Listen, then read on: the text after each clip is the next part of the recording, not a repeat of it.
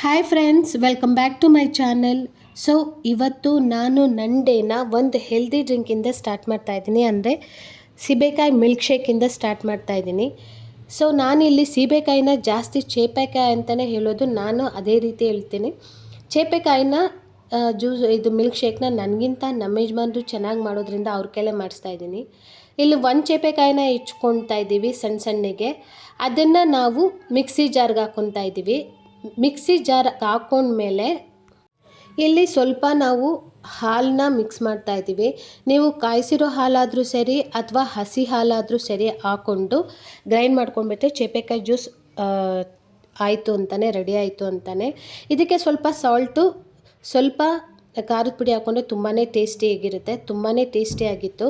So ನನ್ನ ಮಗನಿಗೂ ಕೊಟ್ಟೆ, ಅವನು ತುಂಬ ಚೆನ್ನಾಗಿದೆ ಅಂತ ಹೇಳಿ.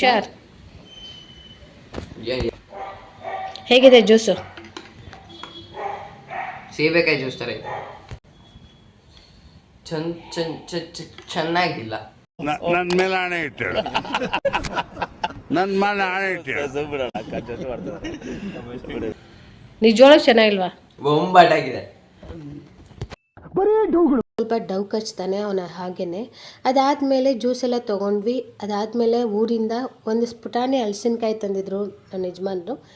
ಅದರಲ್ಲೇ ಇವತ್ತು ಪಲ್ಯ ಮಾಡು, ಜೋಳದ ರೊಟ್ಟಿ ಮಾಡು ಅಂತ ಹೇಳಿದ್ರು. ಅದನ್ನೇ ಜೋಳದ ರೊಟ್ಟಿ ಪಲ್ಯ ಮಾಡೋಣ ಅಂದ್ಬಿಟ್ಟು ಕಟ್ ಮಾಡಿದ್ವಿ. ಅದು ಹಾಲು ಎಷ್ಟು ಬಂತು ಅಂದರೆ ಅದನ್ನು ಪೇಪರಿಂದ ಒರೆಸೋಕ್ಕೆ ಆಗಲಿಲ್ಲ. ಅದನ್ನು ನಾವು ನೀರಿಂದ ಚೆನ್ನಾಗಿ ತೊಳ್ಕೊಂಡ್ಬಿಟ್ಟು ಅವರೇ ಹೆಚ್ಕೊಡ್ತಾ ಇರೋದು. ಯಾಕಂದರೆ ನನಗೆ ಅಷ್ಟು ನೀಟಾಗಿ ಹೆಚ್ಚಕ್ಕೆ ಬರಲ್ಲ, ಅದು ಕೈಗೆ ಅಂಟುತ್ತೆ. ಅವರಾದರೆ ಬೇಗ ಹೆಚ್ಕೊಡ್ತಾರೆ. ಅವರು ಹೆಚ್ಕೊಡ್ತಾ ಇದ್ದರೆ ನಾನು ಬೇರೆದಕ್ಕೆಲ್ಲ ಕೆಲಸ ಮಾಡ್ಕೋಬೋದು, ಬೇಗ ಆಗೋಗ್ಬಿಡುತ್ತೆ ಅಂದ್ಬಿಟ್ಟು ನೀಟಾಗಿ ಅವ್ರು ಹೆಚ್ಕೊಡ್ತಾಯಿದ್ರು. ಅವ್ರು ಹೆಚ್ಕೊಡೋಷ್ಟರಲ್ಲಿ ನಾನೇನು ಮಾಡಿದೆ, ಮಸಾಲೆಗೆ ರುಬ್ಕೊಂಬಿಡೋಣ ಅಂದ್ಬಿಟ್ಟು ಮಸಾಲೆಗೆ ರುಬ್ಕೊತಾ ಇದ್ದೀನಿ. ಸೊ ಮಸಾಲೆಗೆ ನಾನೇನು ಮಾಡ್ತಾಯಿದ್ದೀನಿ, ಇಲ್ಲಿ ಸ್ವಲ್ಪ ಕಾಯಿ ತೊಗೊತಾ ಇದ್ದೀನಿ. ಕಾಯೆಲ್ಲ ಕಟ್ ಮಾಡಿ ಹಾಕ್ಕೊತಾ ಇದ್ದೀನಿ.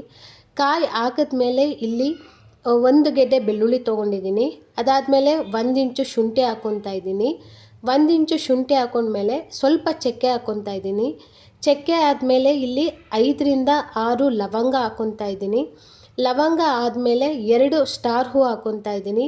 ಸ್ವಲ್ಪ ಕಲ್ಲು ಹಾಕ್ಕೊತಾ ಇದ್ದೀನಿ. ಕಲ್ಲು ಆದಮೇಲೆ 1/4 ಟೀ ಸ್ಪೂನು ಕಸೂರಿ ಮೇಥಿ ಹಾಕ್ಕೊತಾ ಇದ್ದೀನಿ. 8ರಿಂದ 10 ಮೆಣಸಿನ್ಕಾಯಿ ಹಾಕ್ಕೊತಾ ಇದ್ದೀನಿ. ಅದಾದಮೇಲೆ ಸ್ವಲ್ಪ ಪುದೀನ, ಸ್ವಲ್ಪ ಕೊತ್ತಂಬರಿ ಹಾಕ್ಕೊತಾ ಇದ್ದೀನಿ. ಇಷ್ಟು ಹಾಕ್ಕೊಂಡಾದ್ಮೇಲೆ ನೀರು ಹಾಕಿ ನಾವು ಗ್ರೈಂಡ್ ಮಾಡ್ಕೊಬೇಕು ನೀಟಾಗಿ. ಸೊ ನೀರೆಲ್ಲ ಹಾಕಾದ್ಮೇಲೆ ನೀಟಾಗಿ ಗ್ರೈಂಡ್ ಮಾಡ್ಕೊತಾ ಇದ್ದೀನಿ. ನೀಟಾಗಿ ಗ್ರೈಂಡ್ ಮಾಡ್ಕೊಂಡಾಯಿತು. ಈಗ ನಾನು ಏನು ಮಾಡ್ತಾಯಿದ್ದೀನಿ, ಸ್ಟವ್ ಮೇಲೆ ಒಂದು ರೊಟ್ಟಿ ಮಾಡಿಬಿಡೋಣ ಅಂದ್ಬಿಟ್ಟು ಪಾತ್ರೆಗೆ ನೀರು ಹಾಕ್ತಾಯಿದ್ದೀನಿ. ಅದಾದಮೇಲೆ ಸಾಲ್ಟ್ ಹಾಕ್ಬಿಟ್ಟು ಕುದಿಯೋಕ್ಕೆ ಬಿಟ್ಬಿಡ್ತೀನಿ. ಅದು ಕುದಿಯೋಕ್ಕೆ ಬಂದಾಗ ಏನು ಜೋಳದ ಹಿಟ್ಟು ಹಾಕ್ಕೊಂಡು ನೀಟಾಗಿ ತಿರ್ಸ್ಕೊತಾ ಇದ್ದೀನಿ. ಮೊದಲು ನನಗೆಲ್ಲ ಜೋಳದ ರೊಟ್ಟಿ ನಿಜವಾಗ್ಲೂ ಮಾಡೋಕ್ಕೆ ಬರ್ತಾ ಇರಲಿಲ್ಲ. ತುಂಬಾ ಕಷ್ಟಪಟ್ಟಿದ್ದೀನಿ, ತುಂಬಾ ಕಿತ್ತೋಗಿದೆ, ಎಷ್ಟೋ ಹಿಟ್ಟು ವೇಸ್ಟ್ ಮಾಡಿ ಕೂಡ ಹಾಕಿದ್ದೀನಿ.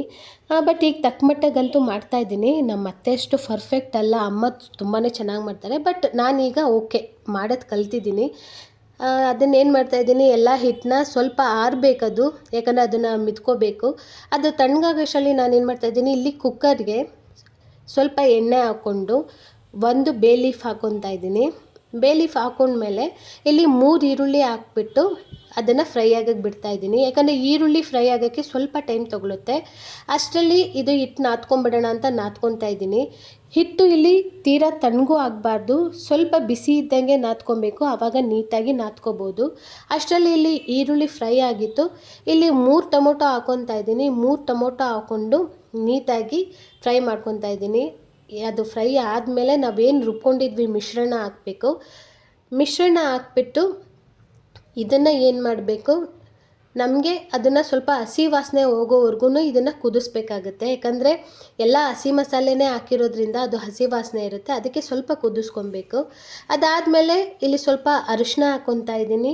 ಅರಿಶಿನ ಹಾಕಿ ನೀಟಾಗಿ ಮಿಕ್ಸ್ ಮಾಡ್ಕೊತಾ ಇದ್ದೀನಿ ಒಂದು ಸರಿ. ಅದಾದಮೇಲೆ ಇಲ್ಲಿ ಸ್ವಲ್ಪ ಸಾಲ್ಟ್ ಹಾಕ್ಕೊತಾ ಇದ್ದೀನಿ. ಇಲ್ಲಿ ಈಗಲೇ ಹಾಕ್ಕೊಂಬಿಡ್ತೀನಿ, ನಾನು ಎಷ್ಟು ಬೇಕಷ್ಟು ಸಾಲ್ಟ್ ಹಾಕ್ಕೊತೀನಿ. ಯಾಕಂದರೆ ಇದು ವಿಷಲ್ ಕೂಗ್ಸೋದ್ರಿಂದ ಈಗಲೇ ಎಷ್ಟು ಸಾಲ್ಟ್ ಬೇಕೋ ಅಷ್ಟು ಸಾಲ್ಟ್ ಹಾಕ್ಕೊಂಡು ಅದನ್ನು ಕುದಿಯೋಕ್ಕೆ ಬಿಡ್ತಾಯಿದ್ದೀನಿ. ಯಾಕಂದರೆ ಅದು ಹೇಳಿದ್ನಲ್ಲ ಹಸಿ ವಾಸನೆ ಹೋಗಬೇಕು ಅಂತ. ಸೊ ನೋಡಿ, ಈಗ ಹಸಿ ವಾಸನೆ ಎಲ್ಲ ಹೋಗಿರುತ್ತೆ. ಒಂದು 5ರಿಂದ 8 ನಿಮಿಷ ಕುದಿಬೇಕು ಅದು. ಅದು ಕುದ್ದಾದ್ಮೇಲೆ ಈಗ ನಾವೇನು ಹಲಸಿನಕಾಯಿನ ಹೆಚ್ಚಿ ತೊಳೆದಿಟ್ಕೊಂಡಿದ್ವೋ ಅದನ್ನು ಮಿಕ್ಸ್ ಮಾಡಬೇಕು ಹಾಕಿ. ಅದನ್ನು ಹಾಕಿ ಒನ್ಸ್ ಮಿಕ್ಸ್ ಮಾಡಿ ನಿಮಗೆ ಇಲ್ಲಿ ಎಷ್ಟು ನೀರು ಬೇಕೋ ಅಷ್ಟು ನೀರನ್ನ ಹಾಕೋಬೇಕು ನೀವು. ಅಂದರೆ ನಿಮಗೆ ಎಷ್ಟು ತಿಕ್ನೆಸ್ ಬೇಕೋ, ಕೆಲವರಿಗೆ ತುಂಬಾ ಗ್ರೇವಿ ಥರ ಬೇಕಾಗುತ್ತೆ, ಕೆಲವರಿಗೆ ಸ್ವಲ್ಪ ಗಟ್ಟಿ ತಿಂತಾರೆ, ಸ್ವಲ್ಪ ತೆಳು ತಿಂತಾರೆ, ಆ ರೀತಿ. ನಾನು ಇಲ್ಲಿ ತುಂಬ ತೆಳು ಮಾಡ್ತಾಯಿಲ್ಲ, ಸೊ ಸ್ವಲ್ಪ ಗಟ್ಟಿಯಾಗೇ ಇರಲಿ ಅಂತಲೇ ನೋಡಿಕೊಂಡು ನಾನು ಮಿಕ್ಸ್ ಮಾಡ್ಕೊತಾ ಇದ್ದೀನಿ. ಎಲ್ಲ ನೀಟಾಗಿ ಮಿಕ್ಸ್ ಮಾಡಿಕೊಂಡು ನನಗೆ ಎಷ್ಟು ಬೇಕಷ್ಟು ನೀರು ಹಾಕ್ಕೊಂಡು, ಸೊ ಈಗ ನಾನು ಕುಕ್ಕರ್ ಮುಚ್ಚಿ 3 ವಿಷಲ್ನ ಕೂಗಿಸ್ಕೊತೀನಿ. 3 ವಿಷಲ್ ಆಗಬೇಕು, ಅದು ಚೆನ್ನಾಗಿ ಬೇಯಬೇಕು. ಅದಕ್ಕೆ ಅಷ್ಟರಲ್ಲಿ ಅದು 3 ವಿಷಲ್ ಆಗೋಷ್ಟರಲ್ಲಿ ನಾನು ಇಲ್ಲಿ ಜೋಳದ ರೊಟ್ಟಿ ಒತ್ಕೊತಾ ಇದ್ದೀನಿ. ಸೊ ನಾನು ಈಗ ರೊಟ್ಟಿ ಒತ್ತೋದೆ ನನಗೆ ಆಶ್ಚರ್ಯ ಆಗುತ್ತೆ. ನಾನು ಮೊದಲು ರೊಟ್ಟಿ ಒತ್ತೋದಿದ್ದ ಸ್ಟೈಲ್ಗೂ ಈಗಲೂ ಭಾರಿ ವ್ಯತ್ಯಾಸ ಇದೆ. ಸೊ ಮೊದಲು ಈ ರೀತಿ ಅಂತೂ ನನಗೆ ನಿಜ ಬರ್ತಾ ಇರಲಿಲ್ಲ. ಸೊ ಯಾವುದೇ ಒಂದು ಕೆಲಸನೂ ಅಷ್ಟೇ, ನಾವು ಮಾಡ್ತಾ ಇದ್ದರೆ ಅದು ಬರುತ್ತೆ. ನನಗೆ ಬರಲ್ಲ ಅಂತ ಬಿಟ್ಟರೆ ಅದು ಅಲ್ಲಿಗೆ ಸ್ಟಾಪ್ ಆಗಿಬಿಡುತ್ತೆ. ಸೊ ಟ್ರೈ ಅಗೇನ್ ಅಂತ ಹೇಳ್ತಾರಲ್ಲ, ಮಾಡ್ತಾ ಇದ್ದರೆ, ಪ್ರಯತ್ನ ಪಡ್ತಾ ಇದ್ದರೆ ಒಂದಲ್ಲ ಒಂದಿನ ಈ ರೀತಿ ರೊಟ್ಟಿ ಬರುತ್ತೆ. ಸೊ ನಾನು ಕೂಡ ನೋಡಿ ಕೇಳಿ ಕಲಿತು ಈ ಮಟ್ಟಕ್ಕೆ ಮಾಡ್ತೀನಿ. ಆದರೂ ಅಮ್ಮನಷ್ಟು ನೀಟಾಗಿ ಬರಲ್ಲ. ಅಮ್ಮ ಅಂದರೆ ಅತ್ತೆ, ಅವರಷ್ಟು ನೀಟಾಗಿ ಬರಲ್ಲ. ಅವ್ರು ತುಂಬಾ ಚೆನ್ನಾಗಿ, ನನಗಿಂತ ತುಂಬ ಚೆನ್ನಾಗಿ ಮಾಡ್ತಾರೆ. ನಾನು ಈ ರೀತಿ ತಕ್ಕ ಮಟ್ಟಿಗೆ ಮಾಡ್ತಾಯಿದ್ದೀನಿ. ಸೊ 2 ಕಡೆಯೂ ಈ ರೀತಿ ರೊಟ್ಟಿನ ನೀಟಾಗಿ ಬೇಯಿಸ್ಕೊಬೇಕು. ನಮಗೆ ಸ್ವಲ್ಪ ಕೆಲವರು ಸಾಫ್ಟಾಗಿ ತಿಂತಾರೆ ರೊಟ್ಟಿನ, ನಾವು ತೀರಾ ಸಾಫ್ಟಲ್ಲ, ತೀರಾ ಖಡಕ್ಕಾಗೂ ತಿನ್ನಲ್ಲ, ಮೀಡಿಯಮಾಗಿ ಬೇಯಿಸ್ಕೋಬೇಕು. ನಮಗೆ ತೀರಾ ಸಾಫ್ಟ್ ತಿಂದ್ರೂ ನನಗೆ 3 ಜನಕ್ಕೂ, ನಮ್ಮಲ್ಲಿ 3 ಜನಕ್ಕೂ ಇಷ್ಟ ಆಗಲ್ಲ. ಸೊ ಅದೇ ರೀತಿ ಏನು ಮಾಡ್ತಾಯಿದ್ದೀನಿ, ನಾನು ನೀಟಾಗಿ 2 ಕಡೆಯೂ ನೀಟಾಗಿ ಬೇಯಿಸ್ಕೊತಾ ಇದ್ದೀನಿ. ನೋಡಿ, ಜೋಳದ ರೊಟ್ಟಿ ರೆಡಿ ಆಯಿತು. ಫಸ್ಟು ನನ್ನ ಹಸ್ಬೆಂಡ್ಗೆ ಹಾಕ್ಕೊಡ್ತಾ ಇದ್ದೀನಿ ನಾನು. ರೊಟ್ಟಿ ಆಯಿತು, ಪಲ್ಯ ಪರ್ಫೆಕ್ಟಾಗಿದೆ. ನಾನು ಈ ಥಿಕ್ನೆಸ್ ಬೇಕು ಅಂತಲೇ ಸ್ವಲ್ಪ ನೀರು ಹಾಕಿದ್ದೆ, ಯಾಕಂದರೆ ರೊಟ್ಟಿಗೆ ತುಂಬ ಚೆನ್ನಾಗಿರುತ್ತೆ. ನನಗೆ ಫುಲ್ ಗ್ರೇವಿ ಥರ ಬೇಕಾಗಿರಲಿಲ್ಲ, ಅಂದರೆ ಗ್ರೇವಿ ಪ್ಲಸ್ ಸ್ವಲ್ಪ ಡ್ರೈ ಥರ ಬೇಕಿತ್ತು. ಅದ್ರ ಮೇಲೆ ಸ್ವಲ್ಪ ಕೊತ್ತಂಬರಿ ಹಾಕಿದ್ದೀನಿ ನೋಡಿ. ಕೊತ್ತಂಬರಿ ಹಾಕ್ಬಿಟ್ಟು ಬಟ್ಲಿಗೆ ಪಲ್ಯ ಹಾಕಿ ಈರುಳ್ಳಿ ಹಾಕ್ಬಿಟ್ಟು ಅವ್ರಿಗೆ ಕೊಡ್ತಾಯಿದ್ದೀನಿ ಫಸ್ಟು. ಯಾಕಂದರೆ ರೊಟ್ಟಿ ಒತ್ತುವಾಗಲೇ ಬಿಸಿ ಇರುವಾಗ ನಾವು ಒತ್ತೋದು ಕೊಡ್ತಾಯಿದ್ರೆ ತಿನ್ನೋಕ್ಕೆ ಚೆನ್ನಾಗಿರುತ್ತೆ. ಸೊ ಅವ್ರಿಗೆ ಕೊಟ್ಬಿಟ್ಟು ನಾನು ತಿನ್ನೋಕೆ ಕೂತ್ಕೊಂಡೆ. ನಾನು ರಾತ್ರಿ ಮೊಸರನ್ನ ಹೆಪ್ಗಾಕಿಟ್ಟಿದ್ದೆ, ಅದು ನೀಟಾಗಿ ಹೆಪ್ಪಾಗಿತ್ತು. ಸೊ ನಾನು ಈಗ ರೊಟ್ಟಿ ಜೊತೆ ಪಲ್ಯ ಪ್ಲಸ್ ಮೊಸರು ತಿನ್ನೋಣ ಅಂತ, ಯಾಕಂದರೆ ಇದು ಊರು ಮೊಸರಾಗಿರೋದ್ರಿಂದ ತುಂಬಾ ಟೇಸ್ಟಿಯಾಗಿರುತ್ತೆ ರೊಟ್ಟಿಗಂತೂ. ಅದನ್ನು ರೊಟ್ಟಿ ಮೊಸರು ತಿಂದೋರಿಗೆ ಮಾತ್ರ ಆ ಟೇಸ್ಟ್ ಗೊತ್ತು, ಎಲ್ಲರಿಗೂ ಆ ಟೇಸ್ಟ್ ಗೊತ್ತಿರೋಕ್ಕೆ ಸಾಧ್ಯ ಇಲ್ಲ. ಮೊಸರುಗಿಂತ ಬೆಣ್ಣೆ ಇನ್ನೂ ಟೇಸ್ಟ್ ಕೊಡುತ್ತೆ, ಸಗದಾಗಿರುತ್ತೆ. ಸೊ ನೋಡಿ, ನಾನು ರೊಟ್ಟಿ ಹಾಕ್ಕೊಂಡು ಈರುಳ್ಳಿ ಪಲ್ಯ ಮೊಸರೆಲ್ಲ ಇಟ್ಕೊಂಡು ಕೂತ್ಕೊಂಡ್ಬಿಟ್ಟಿದ್ದೀನಿ. ಮತ್ತು ಅದು ಹೆಂಗಿರುತ್ತೆ ಅಂದರೆ ಹಲಸಿನಕಾಯಿ ಪಲ್ಯ ಅಂತೂ ತುಂಬಾ ಚೆನ್ನಾಗಿರುತ್ತೆ. ಸೊ ಒಂದ್ಸರಿ ಟ್ರೈ ಮಾಡಿ ನೋಡಿ, ಟ್ರೈ ಮಾಡಿದ್ರೆ ಮಾತ್ರ ಗೊತ್ತಾಗೋದು ಹೇಗಿರುತ್ತೆ ಅಂತ. ಯಾವ ಚಿಕನ್ ಗ್ರೇವಿಗಿಂತನೂ ಕಮ್ಮಿ ಇಲ್ಲ. ನಾನ್ ವೆಜ್ ತಿನ್ನಲ್ಲ ಅನ್ನೋರು ಈ ರೀತಿ ಗ್ರೇವಿ ಮಾಡ್ಕೊಂಡು ತಿಂದರೆ ಸೂಪರಾಗಿರುತ್ತೆ. ತುಂಬಾ ಚೆನ್ನಾಗಿ ಬಂದಿತ್ತು, ಒಂದ್ಸರಿ ಟ್ರೈ ಮಾಡಿ ನೋಡಿ. ಅದಾದಮೇಲೆ ನಾನು ಸ್ವಲ್ಪ ಕೊತ್ತಂಬರಿ, ಸ್ವಲ್ಪ ಪುದೀನ ತೊಗೊಂಡಿದ್ದೆ. ಅಂದರೆ 10 ರೂಪಾಯಿ ಕಟ್ ಅಂತ ಬರುತ್ತೆ, ಈಗ 10 ರೂಪಾಯಿ ಕಟ್ ಅಂತ ಬಂದಿತ್ತು. ಬಟ್ ಪುದೀನ 30 ರೂಪಾಯಿ ಆಗಿಬಿಟ್ಟಿತ್ತು ಕಟ್ಟು. ಅದೆಲ್ಲ ಬಿಡಿಸ್ಕೊಂಡ್ಬಿಟ್ಟು ನಾನು ಇಲ್ಲೇನು ಮಾಡ್ತಾಯಿದ್ದೀನಿ, ಫಸ್ಟು ಒಂದು ಪೇಪರ್ ಹಾಕೊತಾ ಇದ್ದೀನಿ. ಯಾಕಂದರೆ ಅದು ಮಾಯಿಶ್ಚರೆಲ್ಲ ಹೋಗಿ ನೀರಾಗಿ ಒದ್ದೆ ಆದರೆ ಸೊಪ್ಪು ಬೇಗ ಹಾಳಾಗುತ್ತೆ. ಅದಕ್ಕೆ ಒಂದು ಪೇಪರ್ ಹಾಕ್ಬಿಟ್ಟು ಫಸ್ಟು ಪುದೀನ ಸೊಪ್ಪು ಇಡ್ತಾಯಿದ್ದೀನಿ. ಅದಾದಮೇಲೆ ಅದ್ರ ಮೇಲೆ ಮತ್ತೊಂದು ಪೇಪರ್ ಇಡ್ತಾಯಿದ್ದೀನಿ.